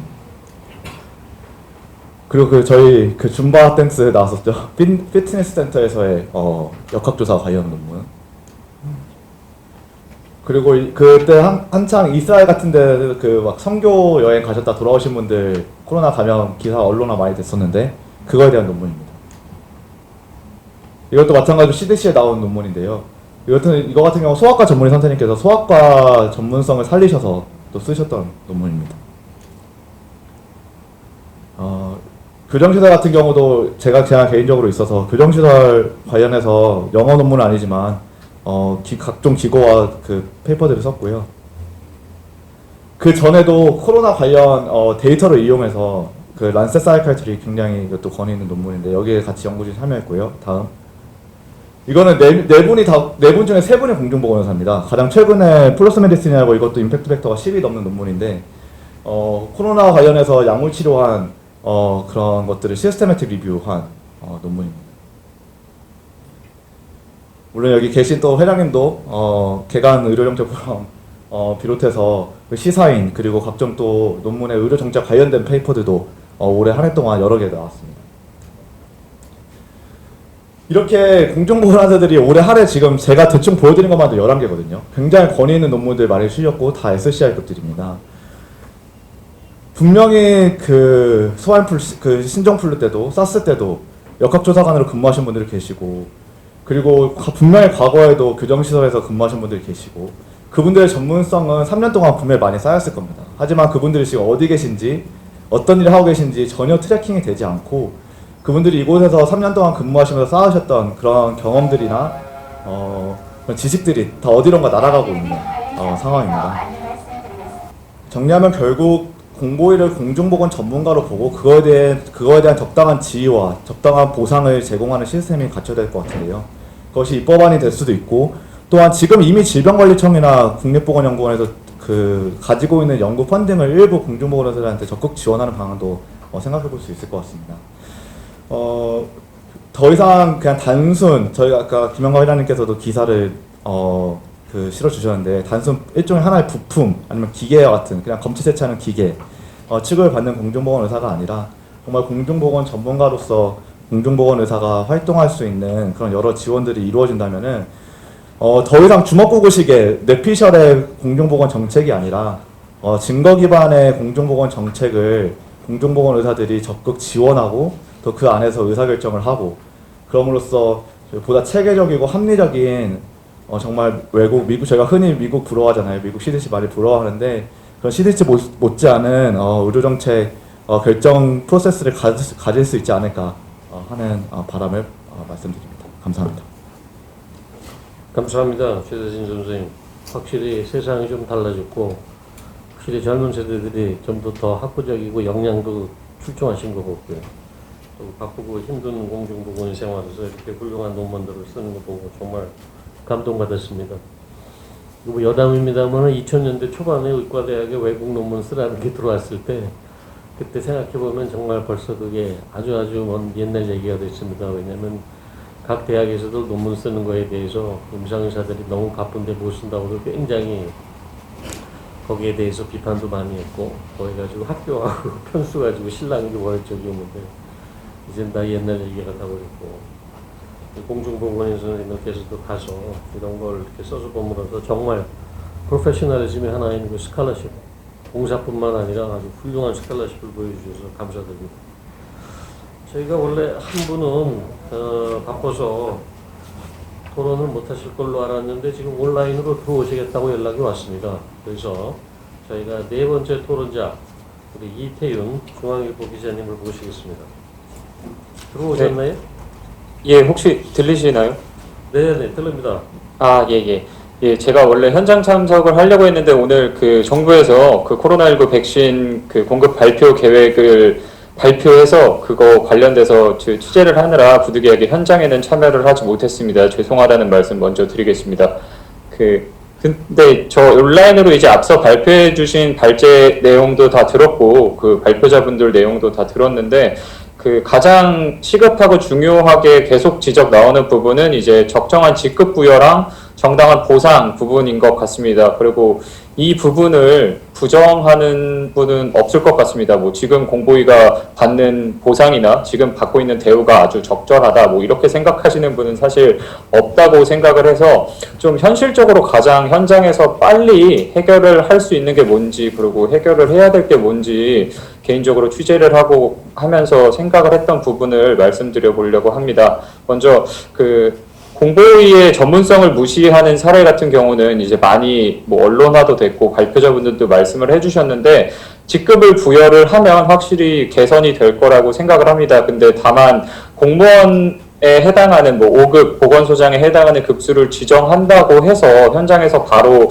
공모위를 보건소장만큼 실제로 존중하고 대우를 해줄 것인가 이런 부분은 조금 현장에서 혼란이나 적응이 필요하다고 생각을 합니다. 그래서 가장 좀 공보위 분들에게 와닿는 부분은 아무래도 수당과 같은 보상 문제를 빠르게 해결하는 게 가장 시급하지 않을까라고 생각을 했습니다. 먼저 보상이 중요한 이유는 몇 가지가 있다고 생각하는데 일단 공보위 분들이 현장 경험을 하는 건 이분들이 향후 공공의료 영역으로 진로를 결정할 때 경험적 토대로 작용을 한다고 봅니다. 근데 뭐 적정한 보상을 받지 못하고 대우를 받지 못했던 경험이 어렸을 때 축적이 됐는데 이런 분들이 나중에 의무감만으로 공공의료 영역으로 진출을 한다는 거는 거의 불가능하다고 생각을 해서 이런 분들을 공공의료로 이렇게 올 수 있도록 유도를 하고 그분들에게 일정의 역할을 하도록 하려면 당연히 적절한 보상을 지급을 해야 된다고 생각을 합니다. 이거는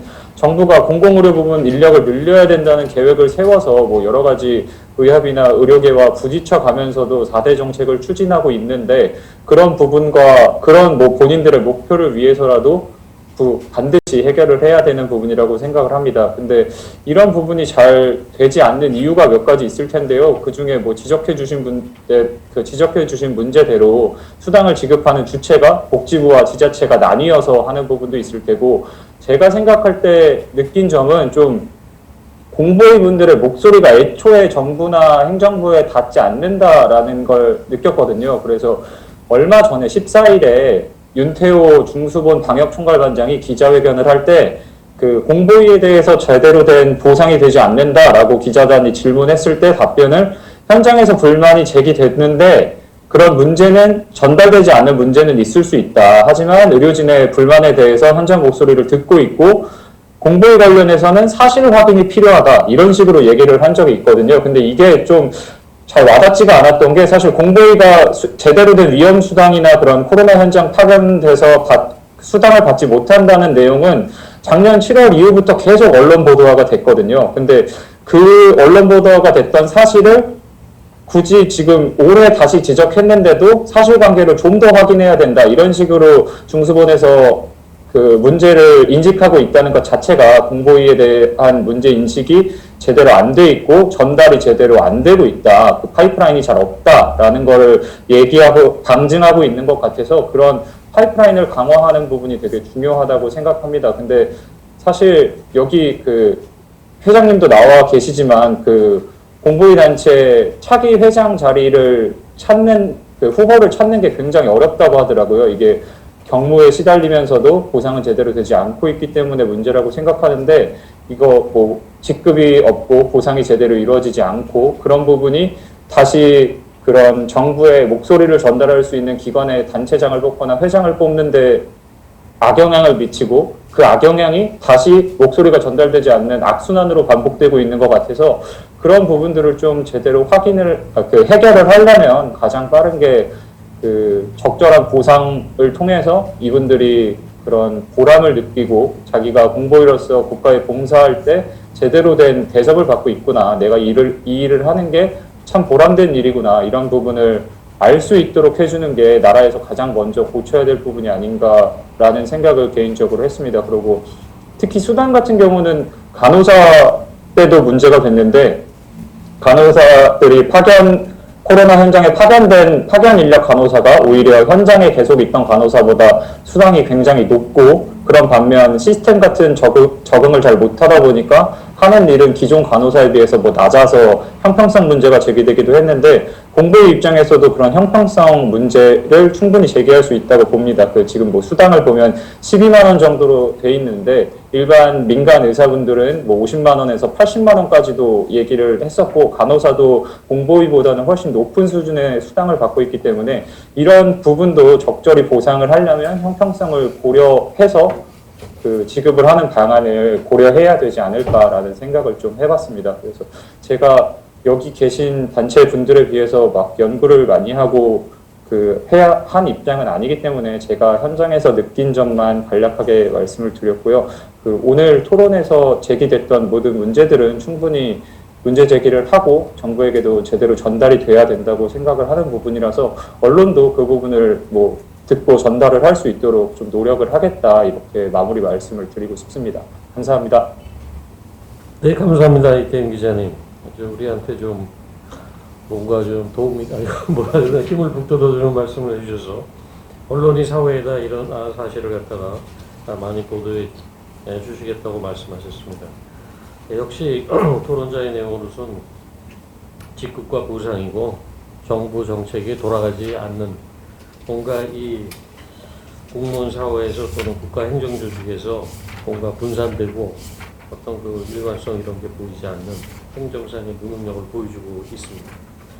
자, 저희가 혹시 이제 외부에서 줌으로 들어와 보신 분들도 계시기 때문에 이분들이 질문할 기회를 드릴 겁니다. 그래서 드릴 거고 질문지를 준비하시거나 텍스트로 보내시는 동안에 그 사이 김영갑 우리 회장님께 제가 질문을 한번 드려보겠습니다. 그러니까 하루 정도 교육을 받고 나갔다 그러는데 본인이 이 공중보건의 생활을 해보니까 나라는 이들한테 어떤 교육을 했으면 좋겠다라는 그런 생각이 있으시죠? 어떤 교육, 어떤 구조된 교육을 갖다가 제공하면 좋겠는가? 그렇게 좀 대답을 해주시면 좋겠고요. 또 그 사이 우리 이사님들은 두 분이 계시기 때문에 협회 차원에서는 무엇을 해줄 것인가? 어떻게 우리가 이분들이 신분 좀 개선하고 보상이 잘 받을 수 있도록 도와줄 수 있을 것인가? 거기에 대해서 한번 의견을 좀 제시해 주기 바랍니다. 우선 김영갑 회장님. 네. 사실 제가 교육학 전공자이기도 하기 때문에 그 부분에 대해서도 굉장히 고민을 많이 했었습니다. 다만 이 상황 자체가 매우 특수하기 때문에 예컨대 저희가 2월달 중순에 이 병에 대해서 이해하고 있던 정도와 4월달에 이해하고 있던 정도와 지금 이해하고 있는 정도가 계속해서 달라지는 특성을 보여주고 있습니다. 그래서 한순간에 오프라인의 장소에서 모여가지고 집합교육을 하기보다는 이제 온라인 베이스로 필요할 때마다 현장의 지식을 전달해 줄 수 있는 강의를 계속해서 생산하고 이제 그 안에서 교육 소비자들이 원하는 내용을 찾아서 이제 동계화된 상태로 좀 공부를 할 수 있도록 만들어 주는 게 가장 올바른 형태의 일단 국가에서 제공해 줄 수 있는 교육이 아닐까 싶습니다. 다만 이제 저희가 실무적인 내용은 정형화된 강의를 통해서만으로 배울 수 있는 것이 아니라 현장에서 옆에 있는 사람과 그리고 실무진한테 직접 배우는 게 중요하기 때문에 이제 지자체 차원에서도 온더잡 트레이닝의 일환에서 좀 더 교육 제도를 준비를 하고 이제 지금은 새로 들어오신 분들을 인계하듯이 가르쳐 드리거나 이러는 부분이 있는데 그런 교육이 좀 더 정형화되면 좋겠다라는 답변을 드리고 싶습니다. 감사드립니다. 그러면 하루짜리 교육 이외에는 현재도 공중보건의가 별도로 직무 교육을 받는 사례는 없는가요? 저희가 이제 협회 차원에서 학술 대회를 통해서 필요한 내용들을 전달해 드린 적은 있는데 일단 코로나 관련해서는 그 제공을 받는 것은 없고 이제 그 스터디처럼 사람들이 모여가지고 좀 자료를 공유하고 그 정도는 있는 상황입니다. 자기주도적 학습을 통해서 단체적 학습을 통해서 스스로 배양하고 있는 지금 그런 상태인가 봅니다. 참 안타깝습니다. 그래서. 강대식 부회장님 한번 질문이 있으신 것 같습니다. 예, 들어오십시오. 예, 안녕하십니까. 잘 들립니다. 들리십니까? 예. 예, 안녕하십니까. 대한의사협회 부회장 겸 의정협상 단장을 맡고 있는 강대식입니다. 지역 의료와 필수 의료에 관한 그 의정협상 아젠다 때 정부 측에서 원하는 그쪽 분야 의사 파견이라든지 의사 정원 문제에 대해서 얘기를 했을 때 저희가 대안으로 공중보건의사의 지금 현재 진료 기능을 하고 있는 공중보건의 선생님들을 민간 의료 의원급에서 1km 반경 내에 있는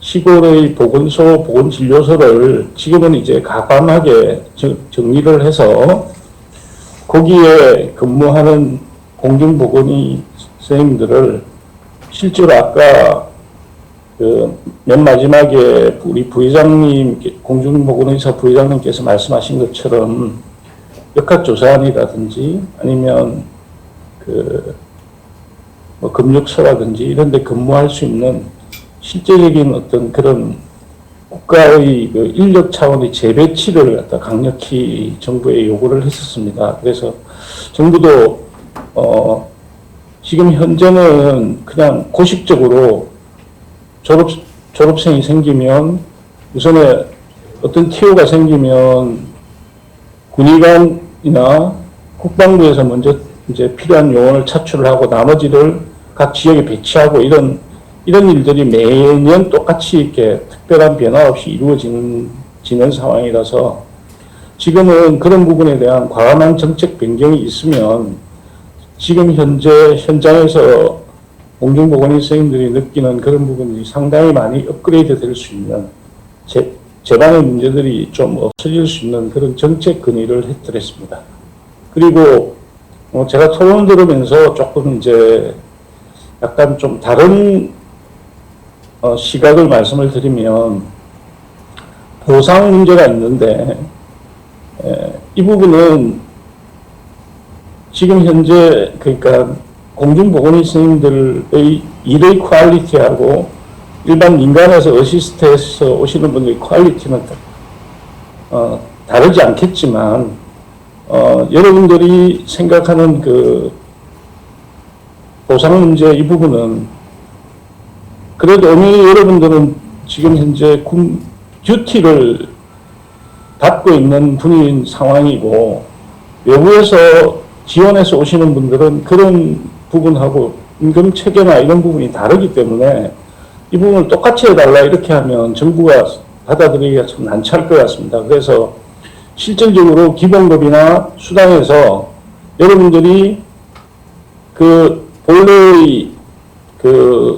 본래 맡은 임무 플러스 알파가 됐을 때 그 부분에 대한 보상을 말씀하시고 처우라든지 이런 부분을 말씀하시는 건 맞는데 지금 현재 듀티를 하고 있는 사람 입장에서 민간에서 지원한 사람하고 똑같이 해달라 이런 논리는 정부가 받아들이기가 좀 쉽지 않지 않을까 그렇게 생각하고 있습니다.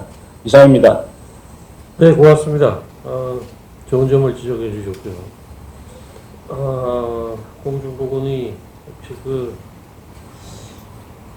정부에다가 이 무작정 의사의 인력 지원보다는 지금 갖고 있는 아까도 말씀드렸습니다만 전 세계 어느 나라를 찾아봐도 없는 2,000명의 이런 자원을 갖고 있음에도 불구하고 있는데도 제대로 쓰지도 못하고 교육도 제대로 못하면서 그 점을 지적해 주셨고 보상 문제도 그럼에도 불구하고 우리나라 모두 의무 복무제가 있기 때문에 그걸 감안해서 보상액도 좀 고려가 돼야 된다는 말씀을 해주셨습니다.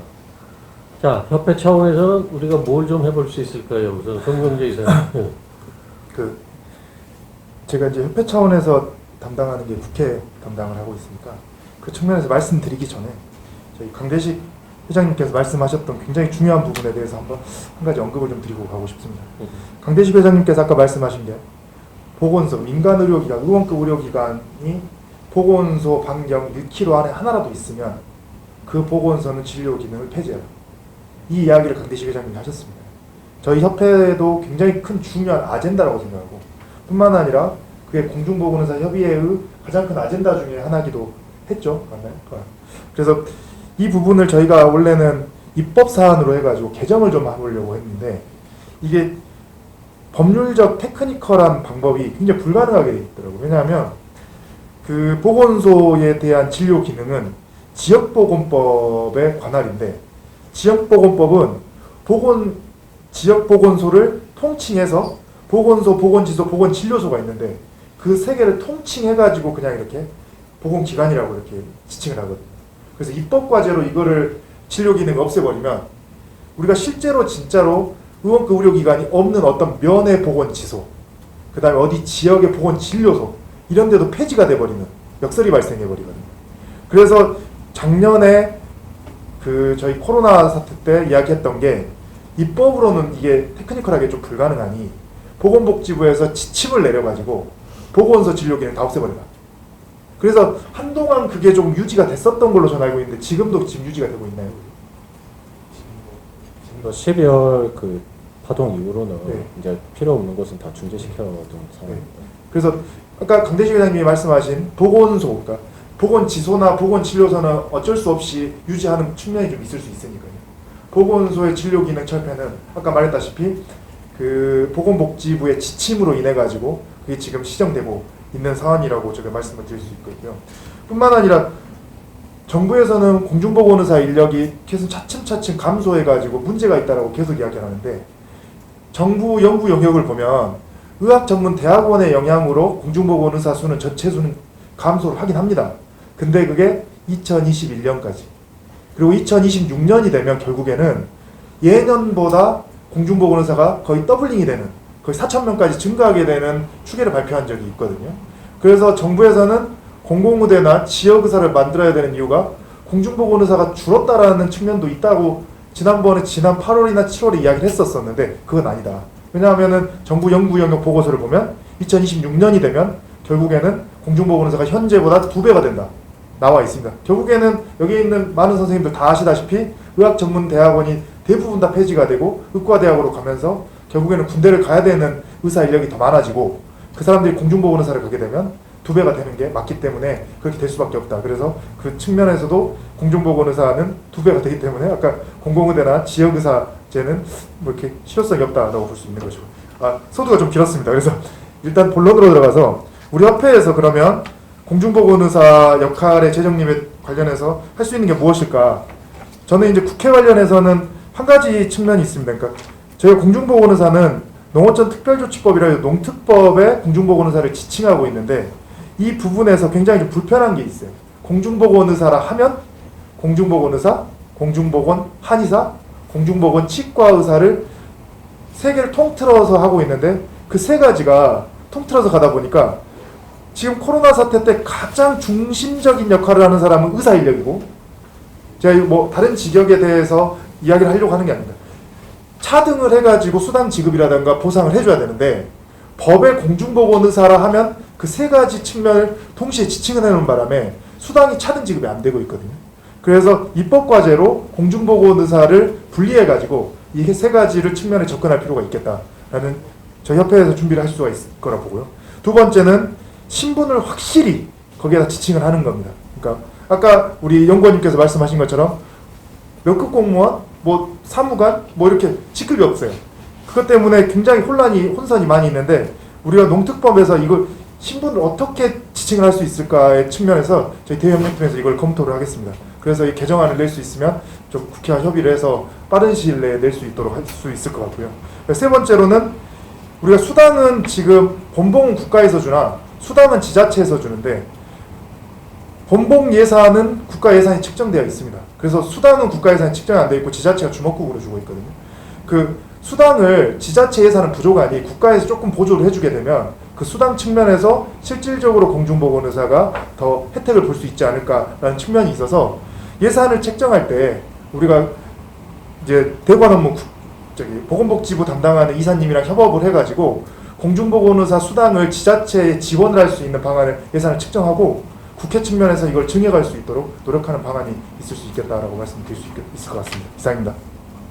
감사합니다. 꼭 그렇게 되기를 바랍니다. 변 이사님, 보험이사께서 협회 차원에서 우리가 뭘 좀 도와드릴 수 있을까? 어떻게? 지금 저희가 현실적으로 협상을 수당 부분은 저희가 처음에 시작을 할 때 45에서 55로 처음에 돼 있어서 그 부분을 좀 협상을 해가지고 지금 많이 높여놓은 상황이거든요. 근데 저희가 이게 공공인력에 대해서는 아예 뭐 얘기조차 하지 말자고 얘기를 해서 저희가 그 부분을 아예 접근을 못했는데 지금 드는 이제 그 견해는 거기도 접근을 해야 되겠구나라는 생각이 들더라고요. 그래서 저희가 복지부 중수본과 이런 지금 공공인력과 관련된 그러니까 수당 기본 수당을 뭐 우리랑 똑같이 맞추기는 정말 현실적으로 강대위험이 어려운 것처럼 초과 근무 수당과 관련된 부분 그리고 뭐 다른 수당이 혹시 가능하다면 위험 수당 정도 이런 거를 좀 편입시키는 게 좀 어떤가. 지금 아까 내용이 나오니까 위험 수당을 포함한 내용으로 뭐 다 했다 퉁쳤다라는 느낌이 들더라고요. 그걸 좀 분리를 해서 하는 거를 협상에 좀 들어가야 되지 않을까라는 그게 가장 현실적인 것 같습니다. 혹시 지금 보면은 아까도 중수본에 있는 사람들이 공보이들로부터 이런 얘기가 안 올라올 수 있다. 그리고 뭐 확인을 해봐야겠다 이런 얘기를 하는데 공보이들이 어떤 단체적인 역량으로서 그들과의 소통 창구를 갖다가 하나 만들어 놓거나 이럴 수는 없나요? 구조상? 왜냐하면 그 얘기를 해봐야 이제 밑에서 여러 단계를 거쳐서 올라가는데 우리나라에서는 올라가면서 그게 슬슬 어트리션 없어지다가 결국 소멸하는 수가 많을 것 같은데 그걸 직접 얘기할 수도 있어야 되거든요. 근데 그런 채널이 좀 있어야 될 것 같은데 어떻게 하면 그게 가능할까요? 부회장님 한번 말씀해 주실 수 있습니까? 사실 저희가 대구 초반에도 실제로 이제 중수본에서 인력 문제를 많이 다루고 있다 보니까요. 공중보건에서 파견이 계속 지속되고 있고 그런 거에 조율에 있어서 공중보건 김영환 회장님이 중수본에 같이 조인해서 일하는 게 어떠냐 이런 제안을 사실 올리긴 했었습니다. 하지만 결국은 이루어지지는 않았는데요. 결국 대공협 통해서 대한공중보건의사협의회라는 단체를 통해서 이런 디시전 메이킹 과정에서 확실히 참여하는 게 중요하다고 생각합니다. 가장 대표적인 사례가 최근에 있었던 사실 교정시설 사례인데요. 이제 교정시설 같은 경우 최근에 동부구치소 때문에 전국 교정시설 전수조사를 들어갔거든요. 전국 교정시설 신입자에 대한 전수조사, 기존에 있던 사람들 전수조사를 들어가면서 기존에는 교정시설 공중보건사들이 사실 코로나 업무에서 약간 벗어나 있었는데 본격적으로 투입되게 됩니다. 근데 기존에 교정시설에서 확진자가 나왔을 때 공중보건의사들이 가서 현장을 어쨌든 방역 활동을 하긴 했지만 이제 교정시설에서의 디시전 메이킹을 하는 교정본부에 직접적으로 목소리를 닿지는 못했습니다. 그래서 사실 이번에 이제 신입자 전수조사를 하는 경우에도 교정본부에서는 신속 항원 검사를 해라 라는 명령이 내려왔고 이제 일선의 공중보건사들이 그거를 동의를 못하는 상황이 벌어졌거든요. 사실 그런 과정에서 많이 갈등이 있었는데 결국은 저희가 최종적으로는 교정시설에 워낙 사태가 커지면서 코로나 대응 팀이 차관님 법무부 차관 아래로 새로 꾸려지게 됐고 근데 교정본부장 바로 자문단 중에 한 명이 고정 공중보건사가 들어가는 그런 형태의 어쨌든 조직 구조가 되었거든요. 근데 사실 저는 이것도 부족하다고 생각합니다. 자문단 정도도 부족하고 실제로 의사결정을 내릴 수 있는 실무 의사결정하는 과정에 공중보건의사가 들어가는 것이 좀 중요하다고 생각하고요.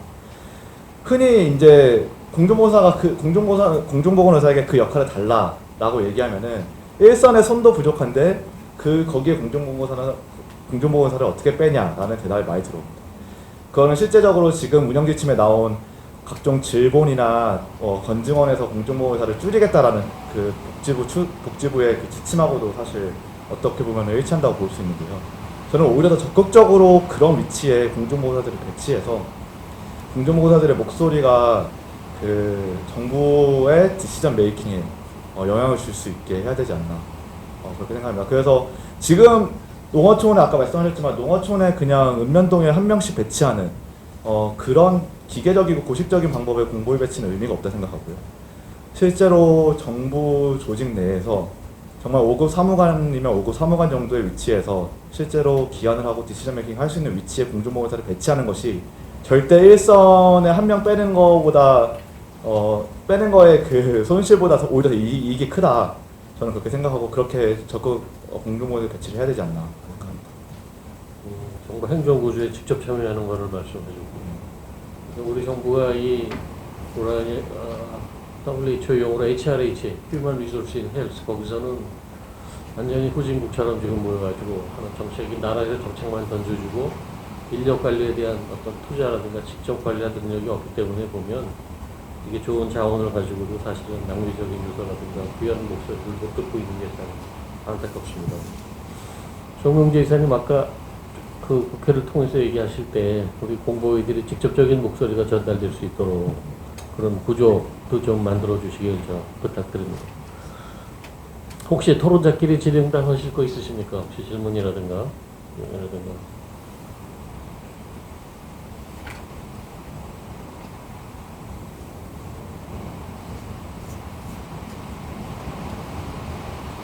혹시 줌에 들어오신 분 있으세요? 질문 없습니까? 그러면 뭐 토론을 여기쯤 마무리해도 좋을 것 같고 오늘 사실은 이걸 이렇게 정형화된 토론화로 하면서 머릿속에 아주 많은 생각이 떠올랐습니다. 아주 많은 생각이 떠올라서 막연하게 우리가 갖고 있는 굉장히 소중한 자산이라고 생각했는데 이거를 저희는 협회 차원이나 연구소에서는 좀 이거 어떻게 활용 방안을 좀 이렇게 해서는 정부는 도저히 이것을 좋게 할 능력은 없어 보이고요. 우리라도 뭔가 좀 제시해서 이분들한테 어떤 교육과 어떤 직무 능력을 준 다음에 어떻게 써야 이 나라가 굉장히 이분들에 대한 자원을 낭비하지 않고 본인들도 좋은 경험이 됐으면 한다는 이제 그런 아이디어를 좀 모아서 그런 쪽의 연구 과제를 진행해야 될 것 같다는 생각이 들었습니다. 네, 그리고 또 끝나기 전에 강태일 실장님.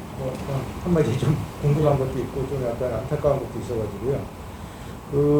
가령 지금 1년 전 생각을 해본다면은 코로나 막 생겼을 당시 생각한다면은 그때 당시에 공중보건의 선생님들은 과연 지금 이제 그 경험치라고 그럴까요? 쌓인 경험치 같은 게 완전히 다르다고 생각을 하거든요. 코로나라는 그런 걸로 인해 가지고 상당히 내부적인 역량이 전염병에 대한 내부적인 역량은 컸을 거라고 생각하거든요.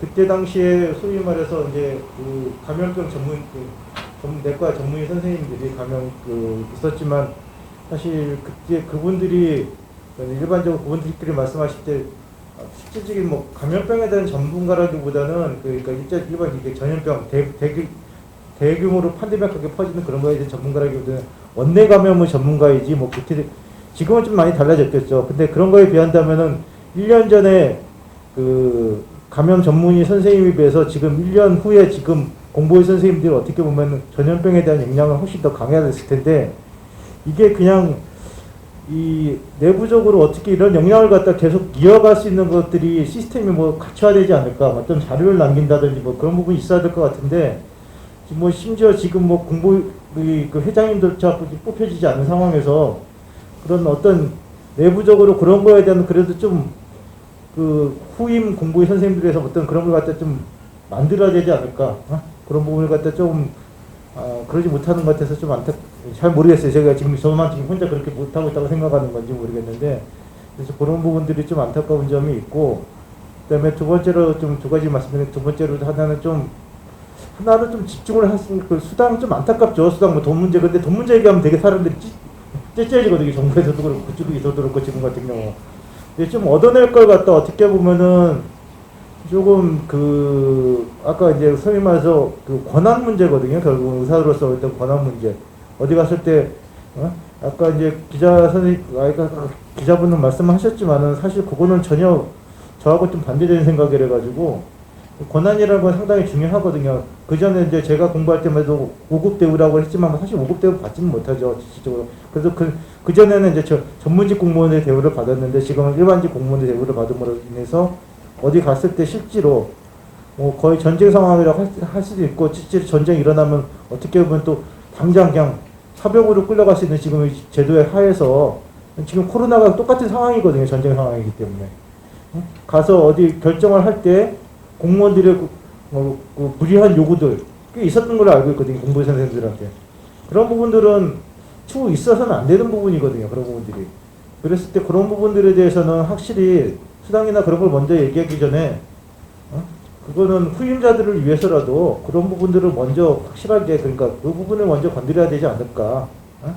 그래서 그 수당이야 이미 물 건너갔다고 보시고, 추후에 그거는 나중에 해결돼도 되지만 권한 문제가 좀, 물론 제가 이제 좀 지난 선배이기 때문에 잠깐만 그렇게 얘기할 수도 있겠지만, 제가 보기엔 좀 그런 것 같거든요. 지금 권한 부분을 갖다 확실히 해달라는 거. 그리고 어떻게 보면은 사병의 대우를, 그 사병이잖아요, 지금 현재. 단지 2주 더 훈련 받고 하는 거, 장교 교육을 받느냐 안 받느냐 차이 부분인데, 또 좀 장교로서 그런 것도 좀 회복되지 않을까. 어차피 3년 근무하는데. 그래서 그런 부분들을 갖다 오히려 지금 이런 기회로 확실하게 그 부분을 갖다 어떻게 좀 위협 차원에서도 그렇고 공보 협의회 차원에서도 어떻게 장교를 그 사병대부가 아니라 이제 추후 장교로서 그런 부분들이 만약 그 전쟁 상황을 가정한다면은, 지금 코로나나 그런 걸 가정한다면은 회복돼야 되지 않을까. 그래서 그런 주장이 좀 더 두 가지를 좀 말씀드리고 싶습니다.